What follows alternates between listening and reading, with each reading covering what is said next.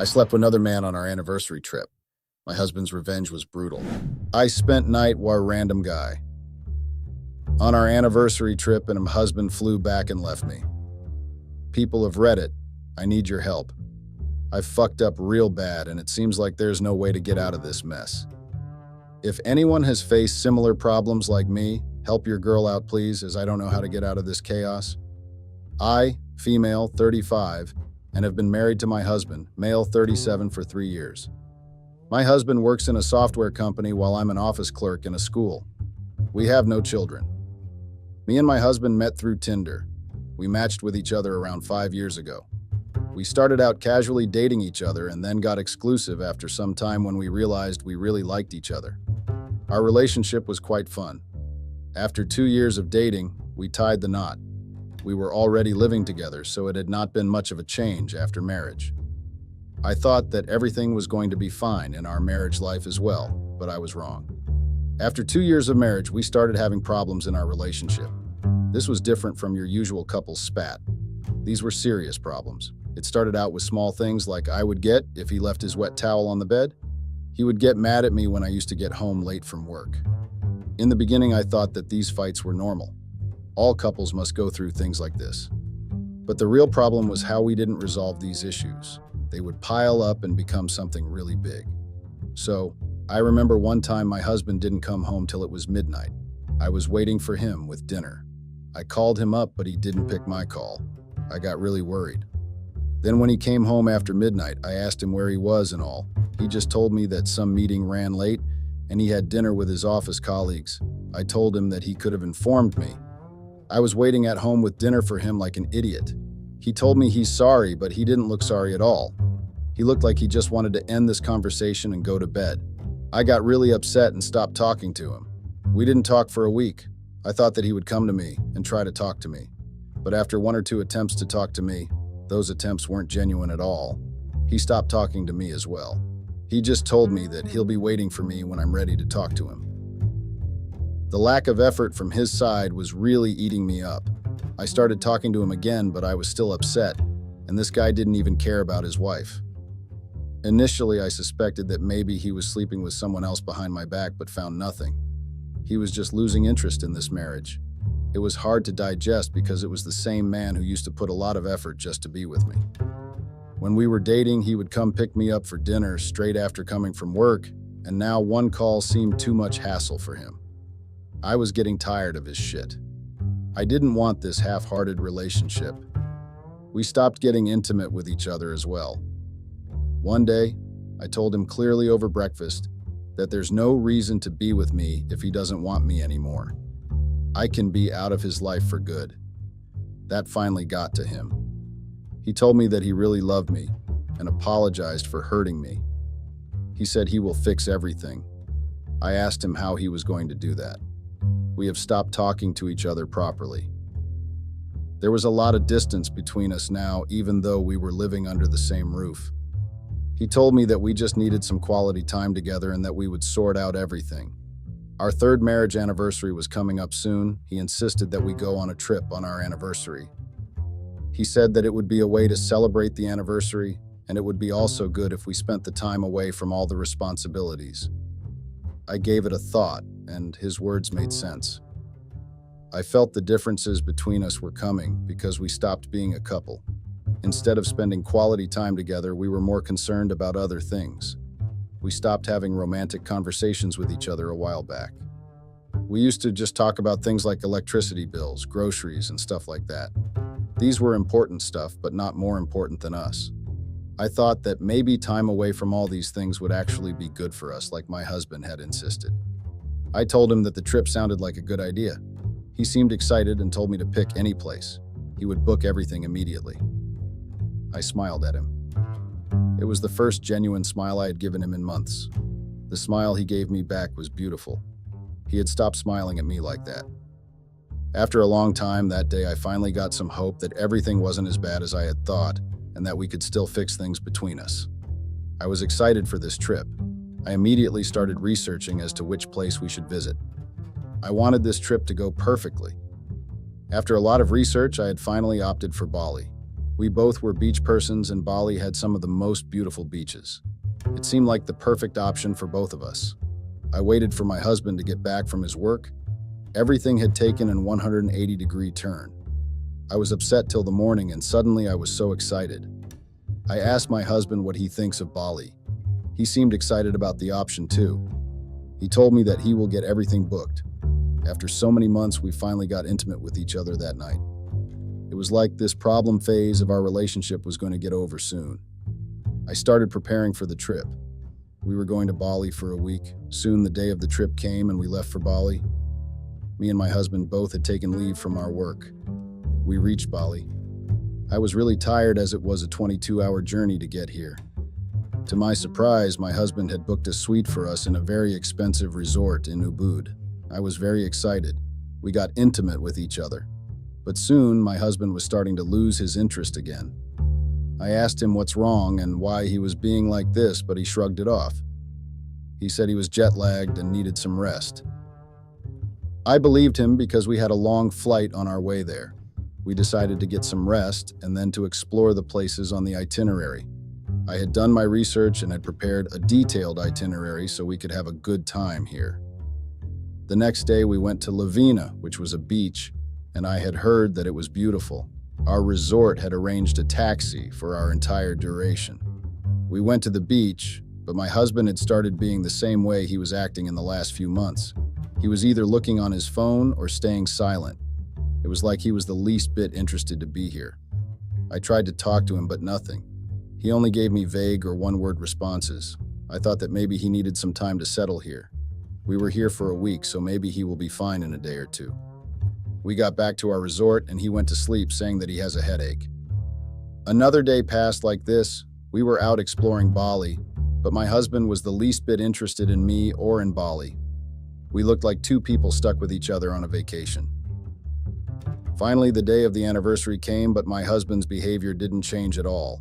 We were supposed to be strolling through Ubud itself. Ubud is famous for the arts and crafts in Bali. I had planned this thinking that my husband would love it. For as long as I knew him, he had always been interested in arts and crafts. If he went on any trip and found some crafts item, he always brought something back home. I had hoped that maybe exploring arts and craft would uplift his mood, but I was disappointed. There was no change in his mood. Instead of getting closer on this trip, we were getting more distanced. At this point, I couldn't remember the number of times I have asked him what's wrong since we have arrived in Bali. I had worn a very beautiful paisley dress. I had gotten this dress specifically to wear on our anniversary. My husband didn't even look at me for more than a few seconds, let alone talk about a compliment. I was feeling all sorts of emotions that day. I was hurt, dejected, and frustrated. I couldn't understand why my husband brought me here if he had no intention of talking to me or anything. He literally himself told me that we should come to Bali, and now he was acting all distant and shit. I was so hurt by his actions. I couldn't control my emotions anymore. I had enough of his nonsense. As soon as we got back to the suite, I asked him what the fuck was wrong with him. When he started giving me stupid excuses like he had done throughout the trip, I got really fucking pissed. I started shouting at him for taking me for granted. He got angry at me as well. He started telling me how nothing he did for me was enough. He took us to Bali on such short notice, and instead of appreciating him, I was shouting at him. We both were screaming at each other at this point. After some time, he left the room telling me that he needed some space. I didn't stop him. After he left, I laid down in the bed and tried to sleep. I twisted and turned many times trying to sleep but failed. Our fight from earlier kept replaying in my head. The more I thought about it, the more I cried. I gave up on sleeping after a while. My husband still wasn't back at the suite.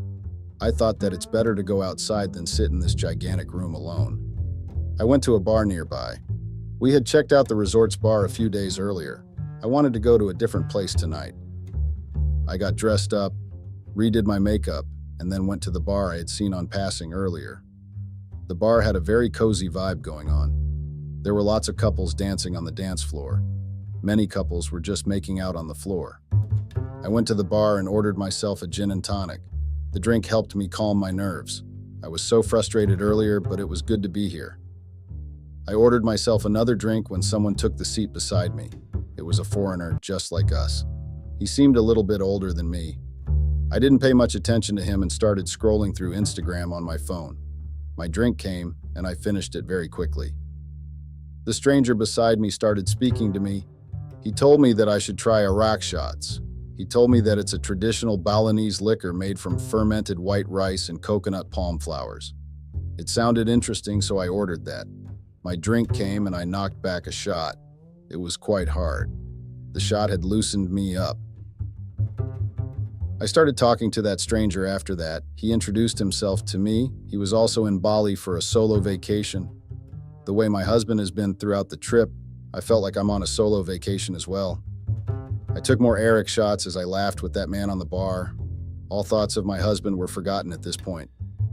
I don't know what came on me when I started kissing that man in the bar. I don't remember much details afterwards clearly, but I remember him asking I would like to go to his Airbnb with him. I vaguely remember that I said yes and we went to his villa. Even though I don't remember the details accurately, I remember going to his room and stripping my dress off. I wish I could forget that I slept with a stranger on my anniversary trip.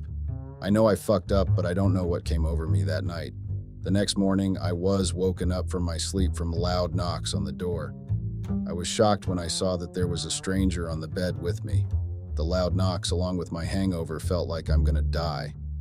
I opened the door after wearing my dress. I was so hungover I didn't check who was on the other side of the door. So I wasn't prepared when I saw my husband standing on the other side. His face was red with anger. I got so scared when I looked at him. He came inside the villa. He went to the bedroom then. He got even more angry when he saw a naked man in the bed. He started screaming at me for cheating on him. This woke up the man from the bar. He got confused as to what's happening. He got up and asked what's happening, but neither me nor my husband responded to him. My husband looked at me with so much anger that I didn't dare to meet his eye again. The man from the bar didn't get the hint and tried to come to my side. This move unleashed the anger my husband was holding. He punched the guy on his jaw. The guy moved backwards. My husband wasn't done yet, so he started hitting him again and screaming at him to not touch his wife. I was terrified, but I couldn't let this man get beaten up for something I should be blamed for. I went in the middle of them and pushed my husband off that guy. His anger only got increased by that. I told him we should leave from here and go to our resort. His eyes were filled with anger, but he agreed. We went back to the resort. The entire journey, my husband kept looking at me with so much hatred. I couldn't even bear it. As soon as they reached the resort, my husband shut the cab's door with such force that even the cab driver got scared. I went after him. I knew his anger was justifiable, but I didn't know what happened to me last night. I never felt so vulnerable earlier. I was begging my husband to listen to me in our room, but he didn't listen to any words I was saying. He started throwing things around. Everything that was placed on the shelf for decoration was now broken on the ground. My husband kept shouting as to how I could do this to him. His anger only increased as he looked at me. We got a call from the resort's reception desk asking if everything is all right. People staying near our room were worried. This calmed my husband down. He didn't like creating scenes. He stopped shouting and throwing stuff, but he didn't get calmed down either. He started packing his stuff. When I asked him what's he's doing, he told me that if he saw my face longer, he's going to kill me or kill that dude. He was leaving and going back.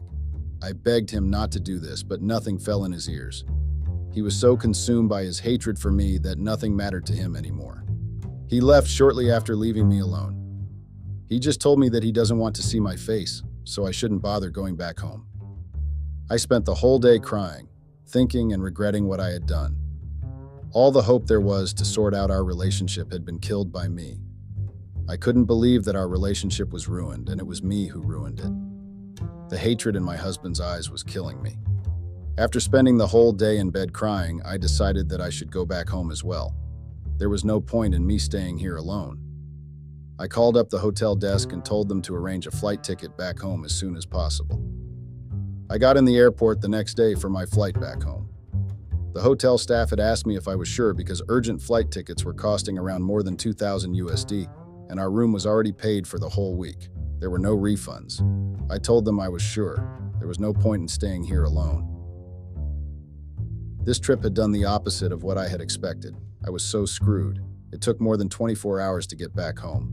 The entire journey, I was so anxious and frustrated that I kept throwing up. I was mentally and physically tired when I got to the airport. Even though I wanted to go home and sort things out with my husband, I had no energy left for that. I took the easy way out and went to live with my parents instead. My parents lived in the same city, thank God for that. I thought that my husband had already told me to not come home, and I anyways didn't have the energy at that point to beg for his forgiveness. I couldn't forget how angry he looked in the resort. I thought the best option was to give him some time. I had planned on coming to the house after gaining some energy and thinking through as to what to tell him to pacify his anger. I went to my parents' house and slept through the entire first and second day. My health didn't improve here. I had frequent episodes of vomiting and nausea. After 2 days passed like this and nothing had helped, my mother suggested that it's best we went to a doctor. I agreed with her and went to our regular doctor. I told the doctor that I had fever and frequent episodes of vomiting. She asked me when was the last time I had my menstruation. Her question shocked me a bit. I hadn't even considered that I could be pregnant. I had a history of irregular menstrual cycles, so I didn't think about this. I shared all the details with the doctor and hoped for the best. She checked everything and then told me that I needed to get a pregnancy test done. She told me that I could either take one at home or they can do it at the hospitals. The ones at the hospital were more reliable. I thought that it's best to get it done here in the hospital only. I went to get my test done. I was so scared as I did everything the nurse told me to. Everything was going to get fucked up even more if this is that stranger's child. I was so drunk that I didn't even remember if I used a condom or not. I cannot even call him and ask. I knew nothing about him. My heartbeat went erratic as all these thoughts came to mind. How was I going to face my husband? I didn't have to wait much longer. The hospital had emailed my reports by that evening. I was pregnant. I was so shocked. I felt like my whole world was ending. I almost collapsed crying when I noticed something else on the report. I was 4 weeks pregnant. That means this is the child of my husband. The night he told me that we should go on a trip came rushing back to my memory. I had completely forgotten about that. I released a breath of relief. That was after a long time we had gotten intimate with each other. I was on birth control pills as we both didn't want a baby, but I must have forgotten it or something. It made sense now why I was so overly emotional during our trip. It was due to my pregnancy. Maybe he will forgive me now that we are going to become parents. I thought to myself and hoped for this as well. Having a child was a big thing. I hope that this news helps him to calm down his anger and we can move forward from my mistake. I kept hoping that he forgives me now. I didn't tell my parents about my pregnancy immediately. I thought it's only fair that my husband got to know first. I went to our house with my luggage in the evening. I was shocked when the door didn't open when I pressed the passcode. Has my husband changed the lock? Was my first thought. I immediately called him up, but his phone was busy. It was very unlike him to talk so much on calls and not call me back. I was confused.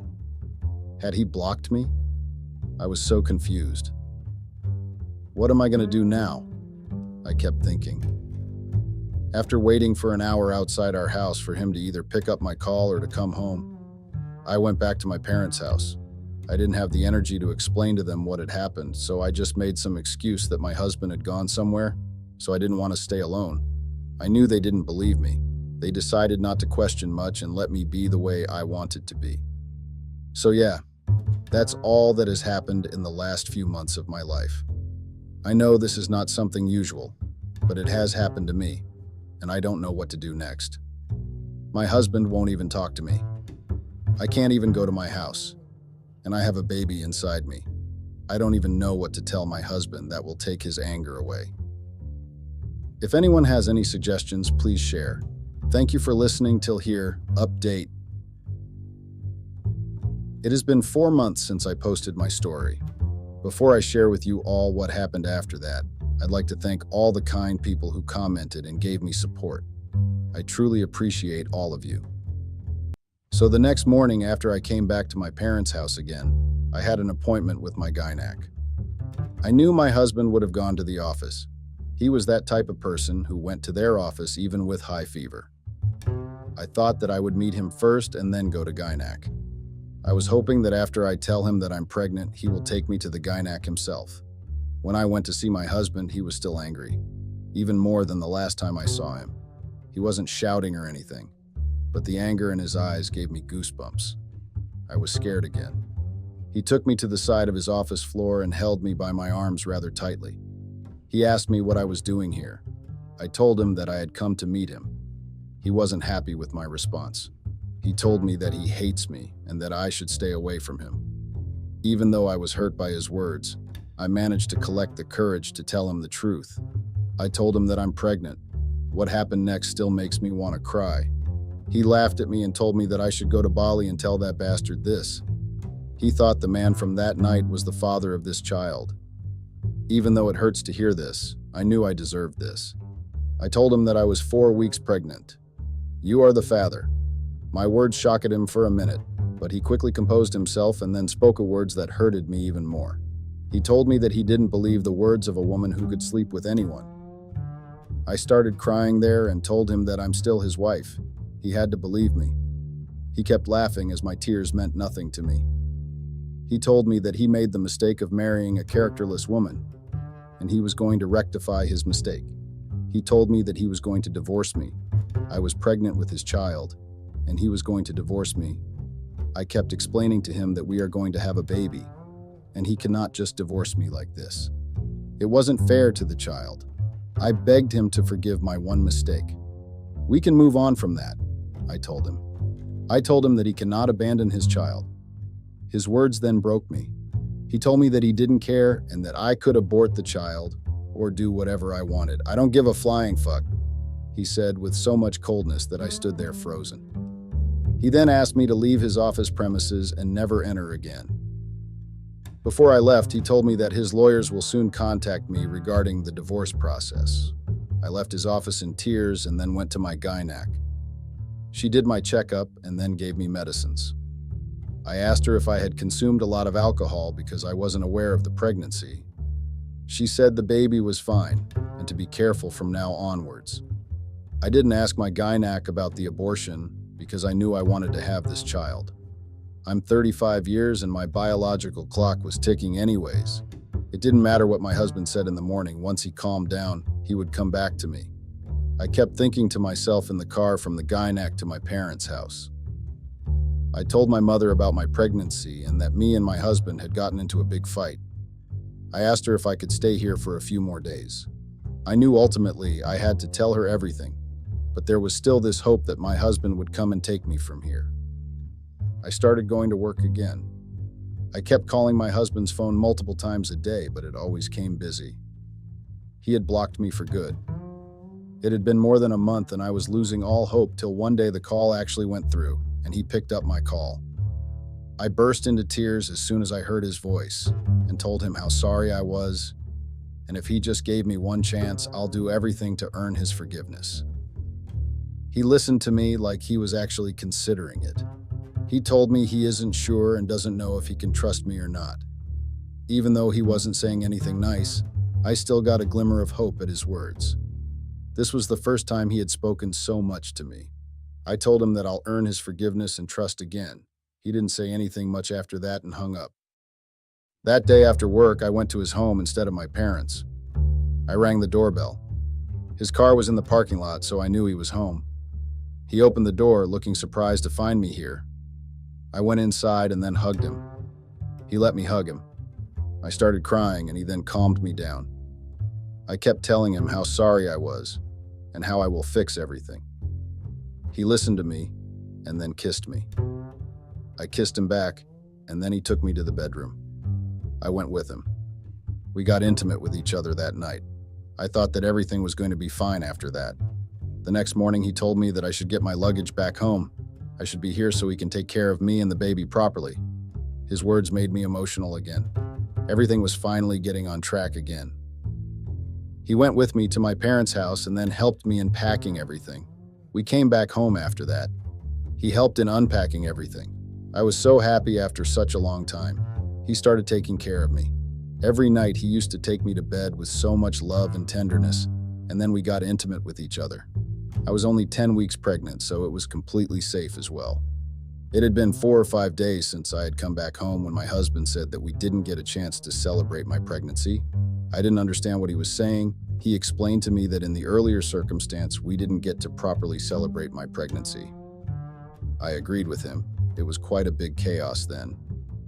I suggested that we can go for dinner, but he said that he wanted to do something big since it was our first child.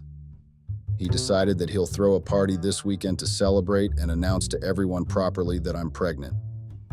He told me that everything will be perfect and he'll arrange everything. I didn't have to worry about anything.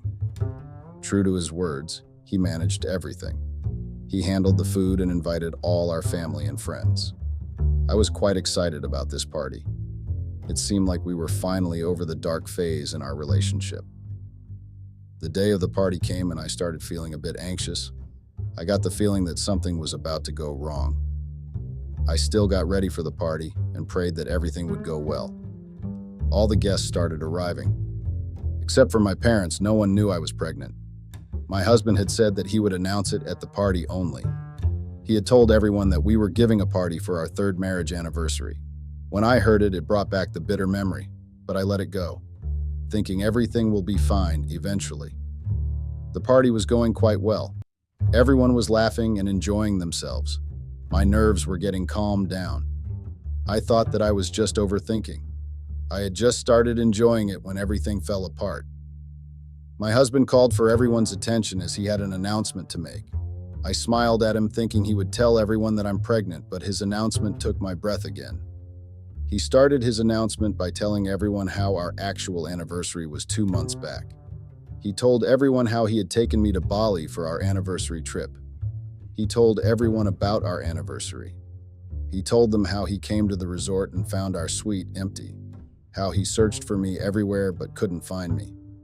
We both had shared our location with each other, and that helped him in finding me in an Airbnb far away with a random man. I kept my eyes shut as I listened to him telling my secret to everyone. There was no point in stopping anything now. There was pin-drop silence as my husband revealed my dirty secret in front of everyone I know. I couldn't see anyone's eyes after the truth was out, so I tried running away from the room, but my husband wouldn't let me. He held my hands and brought me to the center of our living room. He then laughed evilly and told me that he couldn't give me my anniversary trip in Bali, so he thought he'll give it to me today.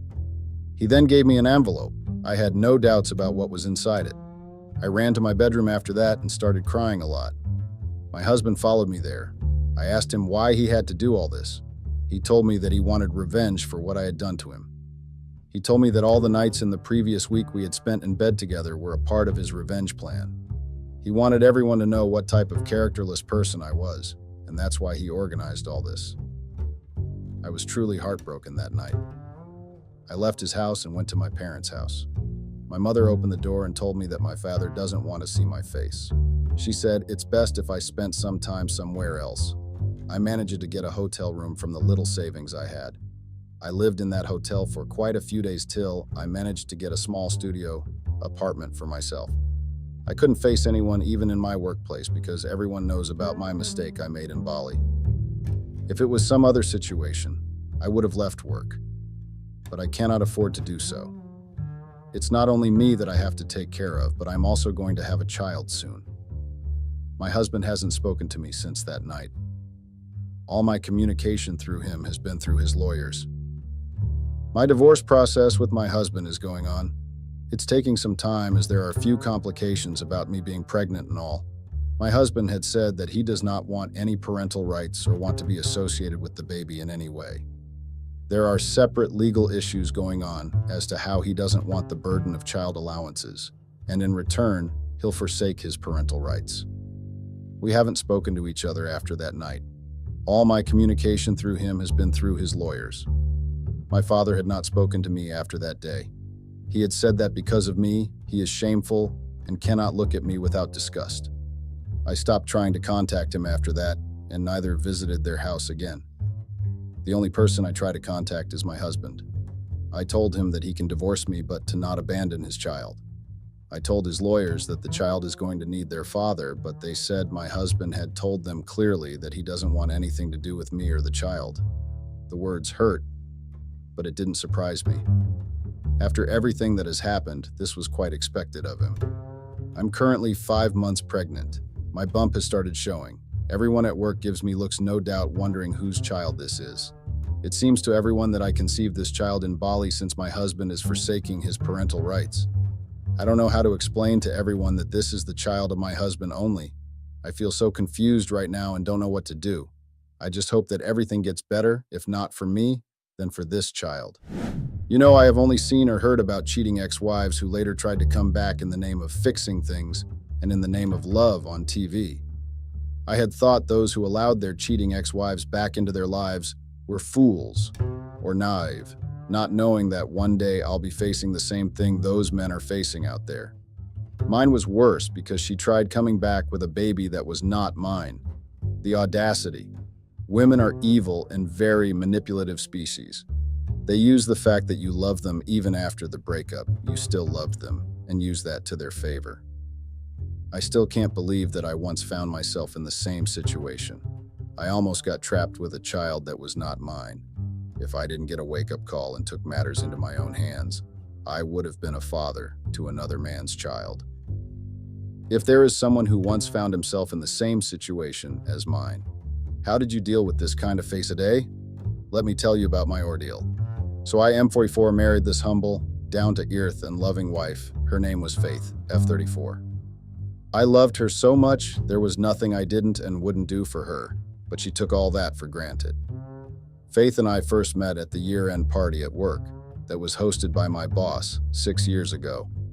Her beauty caught my heart, her humbleness, and how she carried herself made me love her.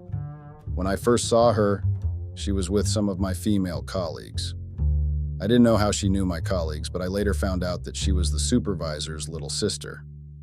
I was working at an insurance company, name withheld due to personal reasons, in Richards Bay as a financial advisor.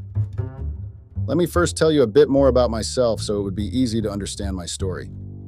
I was born and raised in the village of Richards Bay in KwaZulu-Natal. I am the person who they call a farm Julia in the suburbs or in the city. I was raised in a big family by very strict parents when it comes to our culture. My father used to say that if one of his children reached the age of 30 and they have not found a wife for himself who will bear him grandchildren and grow our household, he would personally look or arrange a marriage for that son, because it would have shown that the son was either a coward or gay. So I was under a lot of pressure because I was the third born in my father's male children out of 5 and 4 girls.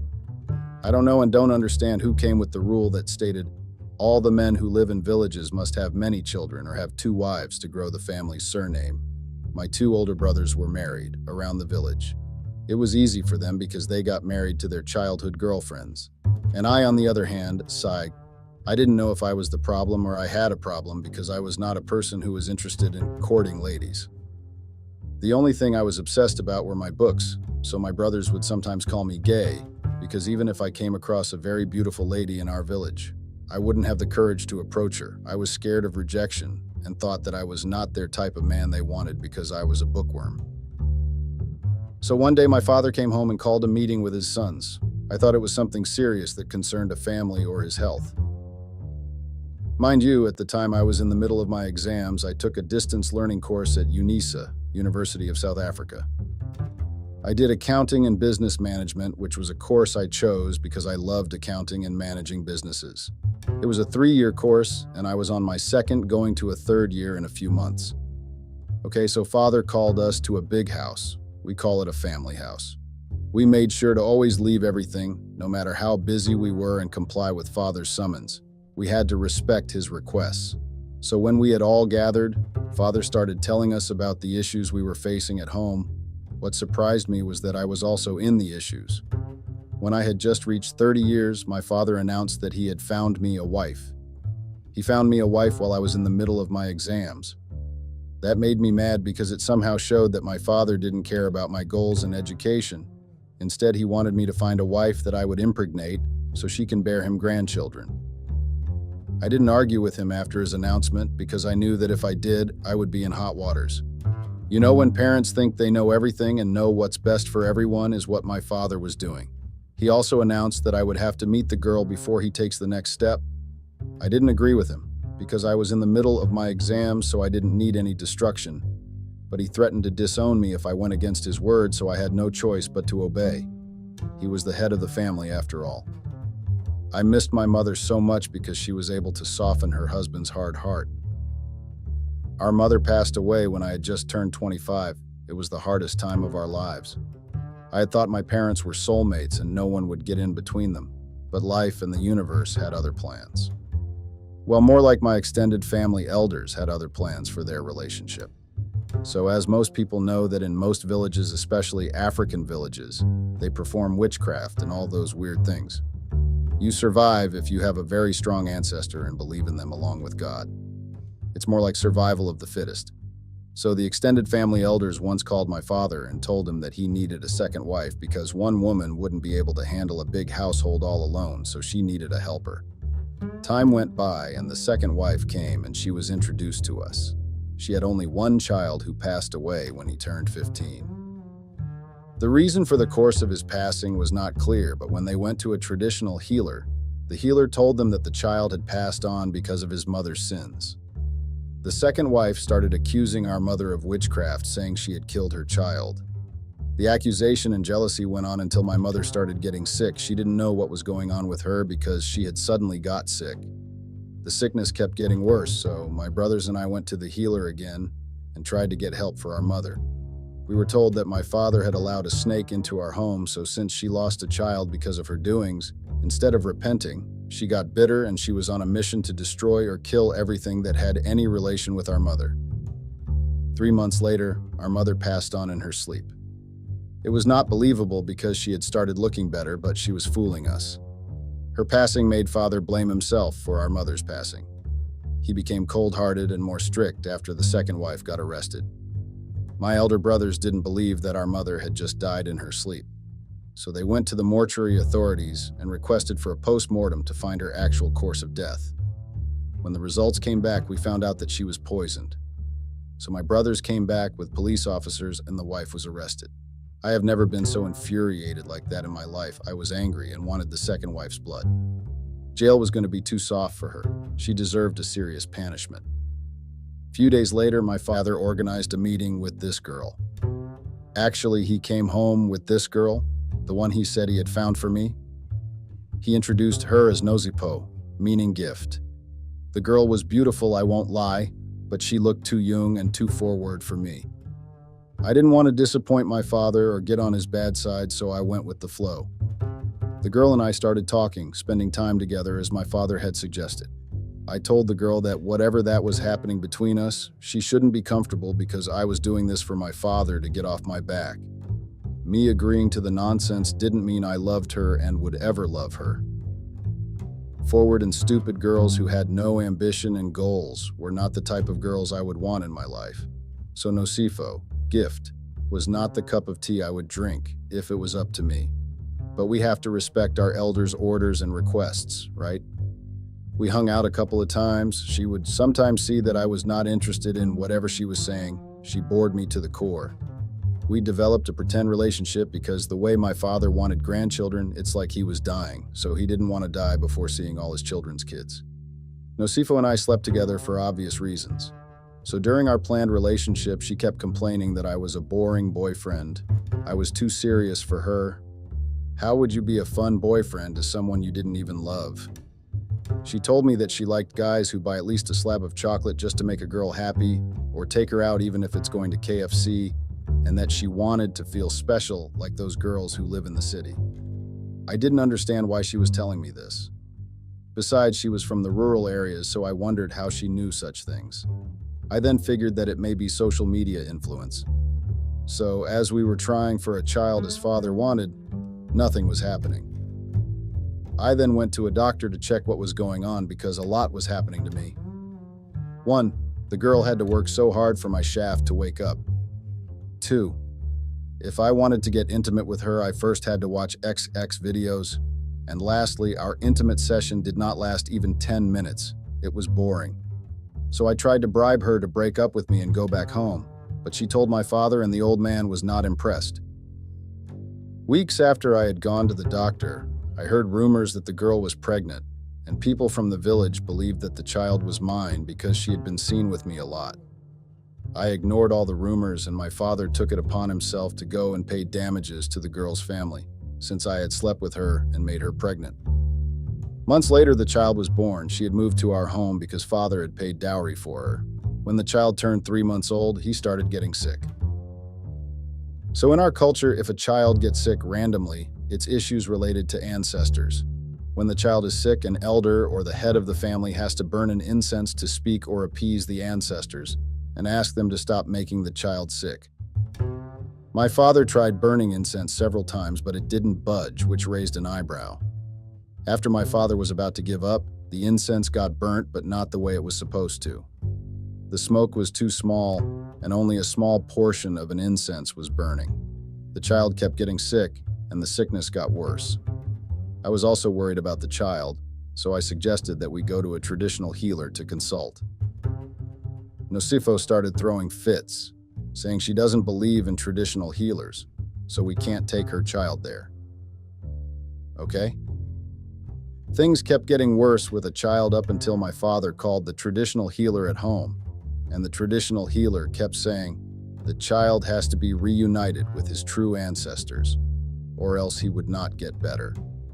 We didn't understand at first because we had thought the child was mine. Even though the resemblance was not there, I gave Nosifo the benefit of the doubt for my father's sake. Weeks passed, and some man came home and introduced himself as Brandon, and he was looking for Nosifo. The guy was also from our village, so I didn't understand why Nosifo would just burst if the guy came in peace. The guy narrated his story and told us that he was there to get his child so he can do better by him. I got confused because I had thought the child was mine since I didn't go back to the doctor for the results.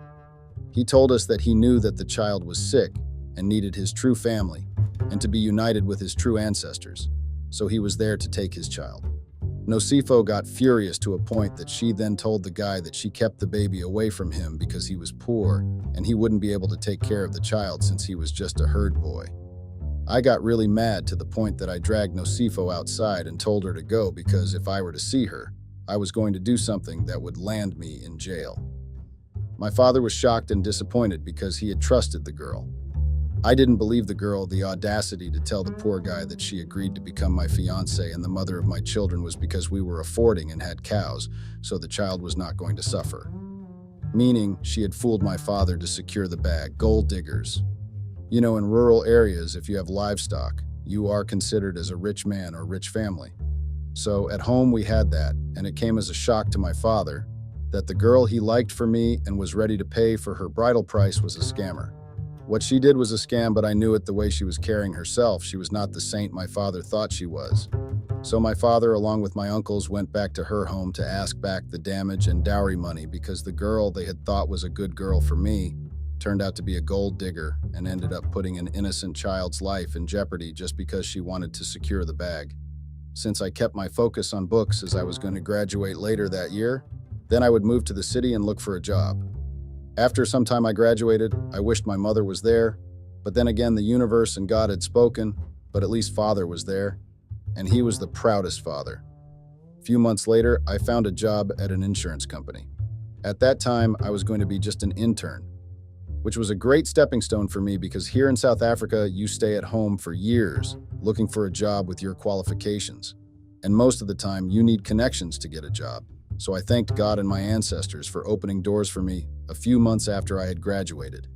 A year later, I was given a permanent position, and I couldn't be happier. I loved my job very much. That time, things were going very well on my side. Even at home, father had stopped pestering me about getting a wife. With the stipend I got from being an intern, I managed to get myself a small apartment because traveling from the city to the villages every day was not going to work since it was too far. Time went by and we were going to close for the festive season holidays. So the CEO of the company had hosted an annual year-end closing party for the staff. The previous year I didn't attend it because I had gone home early. One of my brothers had hosted a ceremony. The party went well, it had a lot of vibe, but my eyes were glued to this one lady. The man who was my supervisor when I was an intern came to where I was and introduced her as Faith, his sister. Faith was a very beautiful woman. No scratch that, she was gorgeous, and the goddess. She had a very nice body, always smiling, shy and humble. Well, I thought she was humble. Her brother left us and we started talking. She was smart too. She had brains and big dreams. That's what I loved most about her, a woman with vision and ambition. She was a lady of class. You would see the way she was carrying herself, the things she wore. She respected and loved herself. So that night we chatted. I was having fun with her up until we heard the CEO delivering his appreciation speech. That was when we realized that the time had flown and we had to go our separate ways. I didn't want to look forward and ask for her number. I mean, as much as she had all the qualities I needed and wanted in a woman, but I couldn't bring myself to ask for her number. Well, more especially after what I had done, even though I didn't love her or caught my heart like how Faith did. But she still took me for a fool, which made me not fully trust women. Instead, she asked for mine, saying we should hang out since she didn't have friends and she liked my company. I gave it to her, not knowing that I was setting myself on a trap, but what would have I done? A week later, she texted me and asked where I was. She was bored. Unfortunately, I was home with my family because we had all agreed that, as much as some of us were working in the city, we had to make sure that during December holidays or any holidays, we would spend them home as a family. So I couldn't leave my family and attend to Faith's needs. We then decided to just chat on WhatsApp. From then, we started talking, from chatting on WhatsApp to calling each other every morning and every night. We became good friends. When I went back to the city, we started going out, in the name of getting to know each other. She then introduced me to different restaurants that I didn't know about in the city. I mean, the only thing I came to the city for was work. So I didn't know much about any fancy restaurants except McDonald's or KFC and retail stores where I bought groceries. Faith loved trying new things. She was adventurous, whereas I was just a village who was obsessed with books and numbers. She taught me a lot that I didn't know about, introduced me to new things like going out, not to clubs, but visiting different places that had fun activities like hiking, mountain climbing, etc. We became very good friends. I appreciated every time I had spent with her. She taught me a lot that I didn't know about. Our friendship was really amazing. It went on until the day she came to my apartment. She had complained of being bored. She was still living with her parents. She was working as a travel agent at Richards Bay Airport, which explained why she was an adventurous person. Okay, so she came to my apartment, we just chilled, talked about random things, played board games until we decided to just watch something on Showmax. She loved watching reality shows like The Real Housewives. She was a huge fan of the Housewives. She would even tell me the kind of husband she would want to spend her life with. Her dream was to be a housewife and be taken care of by her husband. From watching her reality shows, I opted to change to Netflix. She chose romantic comedy movies, which we didn't even finish because we were busy talking during the movie. She surprised me when she kissed me and told me that she had always wanted to taste my lips. Mind you, I had also been controlling myself every time when I was with her. She was a temptation. So when she kissed me, my heart started having palpitations. I decided to go with the flow. I was happy that I had finally kissed the person I had been fantasizing about.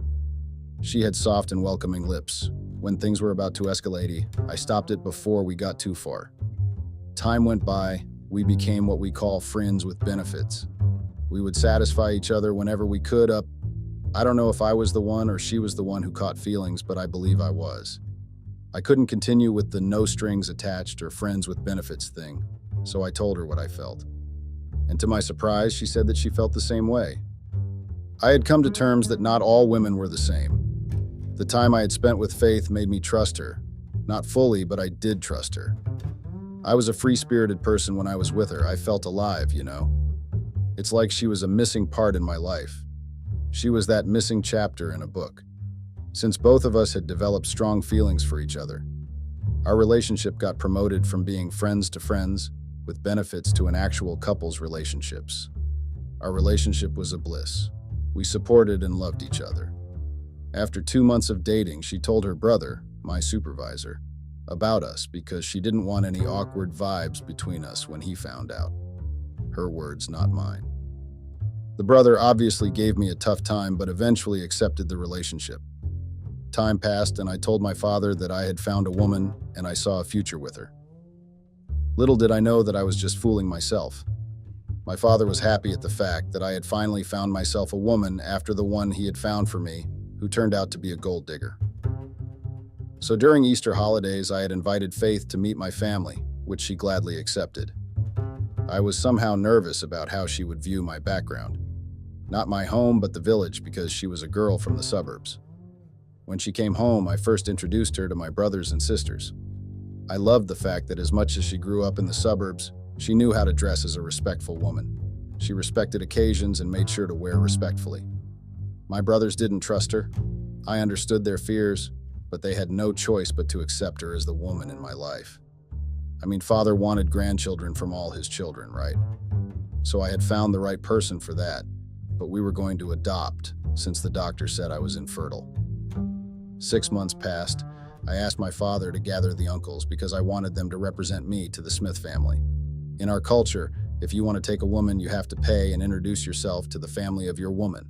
Luckily, they were not too much of suburb people, as Faith's mother was a Zulu woman who knew and respected tradition, but she got married to a Smith family, then she moved to the suburbs. My father and the uncles, along with my 2 elder brothers, went to the Smith family to negotiate on my behalf and introduce myself to my in-laws. Faith's father knew a little about the Zulu tradition, so he had asked Faith's uncles from her mother's side of the family to help him during the negotiations.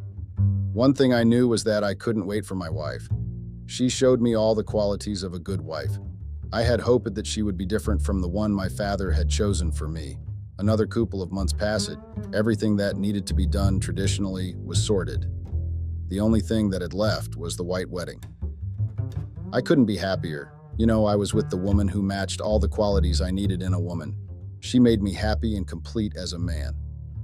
I just don't understand what has gone wrong. I worked very hard at work, took extra shifts so that I could raise enough money for our wedding and our surprise honeymoon.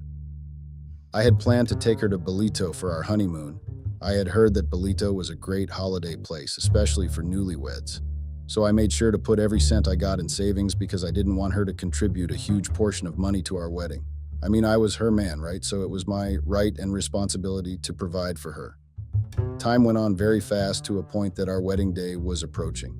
I was happy. We were happy because the day we had been waiting for had finally come. So when the day came, our wedding was a success. Our families were united and happy, as us. Later that day, we decided to rest. We were going to drive to the surprise location.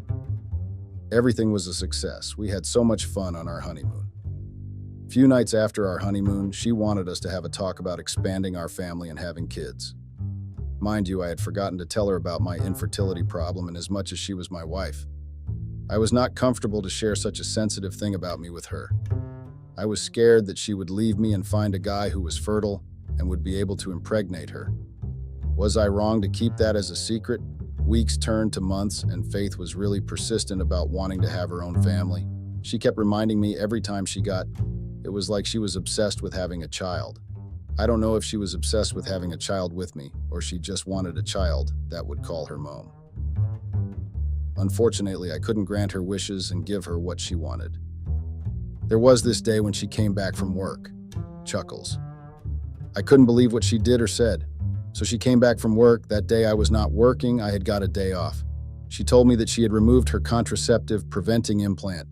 Mind you, I didn't even know that she got an implant. So she removed her implant so that it would be easy to fall pregnant, and her doctor had told her that she was very much fertile. So in order for her to fall pregnant fast, she had to take some supplements and check her ovulation dates, which would be a great time to try for a child since her eggs would be active. I couldn't believe my ears. I told her that I didn't want any children, at least not at that time. I didn't give her any reason why I didn't want or was not ready for any children. I know it was wrong and selfish of me, but I couldn't risk losing the only woman I had ever loved, especially not when she had so much eagerness and obsession in having a child. What she told me really shocked me because I was not expecting it. So one day she asked why I was not showing any interest in starting or expanding our own family. I know that time I had a chance to come clean, but I was too ashamed, so I lied and told her that I was just not interested and I wanted to focus on my career. A week later, she then suggested that she was resigning or retiring from her work because she needed to focus on building her family and be a wife, which meant she wanted or expected me to provide for her with everything while she was a housewife. I just don't understand women sometimes, but I shouldn't have been surprised because she was influenced by those reality shows she was watching. and she once told me that her wish was to find a man who would provide for her so she won't have to work, but be a housewife. A year passed and things were no longer the same at my house. My wife had started changing on me. Well, she had started changing when I didn't allow her to quit her job since I was just a financial advisor, which was not a job that paid fortunes. My salary wouldn't even cover half of what she needed as a woman. Another thing, she had started getting impatient about getting pregnant. She would get angry at me whenever I refused her sex. She was not always in the house and had started traveling a lot, saying it was work-related. My conscience couldn't allow me to believe what she had told me. My mind was telling me that she was cheating. All those thoughts were running wild in my head to a point that confronted her, and she denied my allegations. I developed trust issues, and what Nosifo had once put me through came back. We had fights about that because she had started going out a lot, saying she was going to her parents' house, and she would be sleeping over or going to work. I ignored all that because I had thought that she wouldn't lie about going to her parents' house and work, plus to me, she didn't appear as the person who would just be unfaithful. She was my innocent angel, not knowing that she was actually a devil's agent hiding under a white innocent cloth. Her visiting my parents became a trap song because I had somehow believed it and went with the rhymes and lyrics. So, one weekend I decided to go and see her parents, as my in-laws, of course, thinking maybe I would see my wife. I had missed spending time with her, so I was going to check up on the rents, then come back with her. I didn't marry her to spend more time with her parents, right? When I got there, I didn't see her, so I told her mom that I had come to fetch my wife since I missed her and I wanted to spend my weekend with her. I agree. I had somehow neglected her because she had changed to an obsessed person who wanted a child so bad. And ever since, I didn't allow her to be a housewife. She was going out a lot. So, her mother told me that she had last seen her 2 months ago. That raised an eyebrow because whenever she was leaving, she would say she was going to her parents' house, and that was happening every weekend. I asked her about her lies when she came back, and the things she said to me were not what I had expected from her. She told me in the face that I was no longer satisfying her, so she got satisfaction outside our marriage. Which was not the worst thing she said, because her last words were that she had been tolerating me for too long. We had been trying for over a year for a baby, but she was not falling pregnant. She even told me that I was less of a man and she wanted a divorce. I got furious and I ended up slapping her. Luckily, we didn't get married under community property, but I tried fighting for her, but her mind was made up and she even threatened to open a restraining order for me.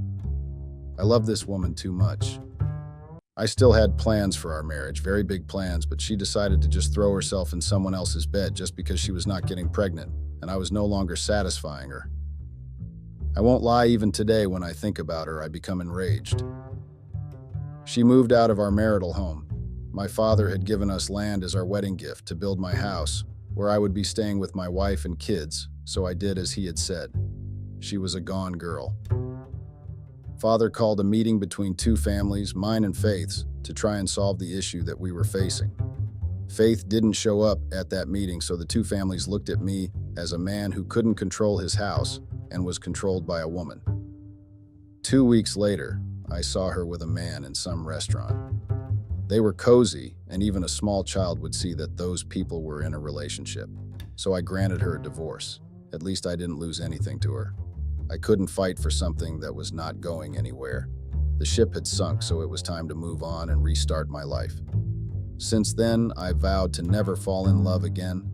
The person I had thought had the qualities of a good woman showed me that no woman is perfect. They are all evil and manipulative. She made me believe that she loved me, but she chose someone else over me just because she couldn't get pregnant. So see that God works in mysterious ways. A year and a couple of months later, she came back home. She was not alone, but with a small child. The thing she said was, she came to introduce me to my child. She had fallen pregnant before she got into a relationship with the man I once saw her with, and worse things happened. She found out that the man was married and was not willing to leave his wife for her. I just told her that she should go back to that man and introduce the baby to him because the baby looked nothing like me or any of my family members. When she refused to go, I called her parents and brother and asked them to come and fetch her. Then I told her that there was no way the baby was mine because I was infertile. Then I showed her the papers from the doctor. She couldn't believe it, so I asked her to never contact me again or set foot in my house because I would murder her if I ever see her again. That day I decided to be calm and not do the unthinkable to her. Ladder on her parents and brother came and fetched her. I was so disappointed and angry at myself for investing all my love to someone who would do the same thing the person I didn't even love once did to me. Fear woman, how do you think I should have dealt with the situation? I need some advice.